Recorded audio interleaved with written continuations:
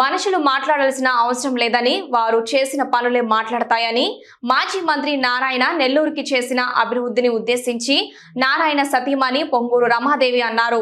బాబు surety భవిష్యత్తు guarantee కార్యక్రమంలో భాగంగా రమాదేవి నెల్లూరు నగరం 15వ డివిజన్లోని బాలాజీ నగర్ తదితర ప్రాంతాల్లో పర్యటించారు. ముందుగా ఆమెకి స్థానిక నాయకులు, కార్యకర్తలు, ప్రజలు ఘన స్వాగతం పలికారు. ఈ సందర్భంగా రమాదేవి డివిజన్లోని ఇంటింటికి వెళ్లి ప్రజల్ని ఎంతో ఆప్యాయంగా పలకరిస్తూ వారితో మమేకమై సమస్యలు అడిగి తెలుసుకుంటున్నారు.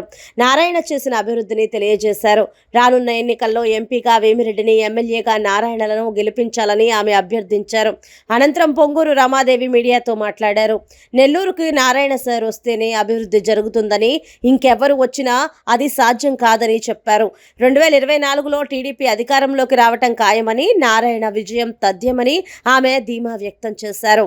అధికారంలోకి వచ్చిన వెంటనే నెల్లూరులోని పెండింగ్లో ఉన్న వర్క్లన్నింటినీ నారాయణ పూర్తి చేస్తారని ప్రజలకి ఆమె హామీ ఇచ్చారు.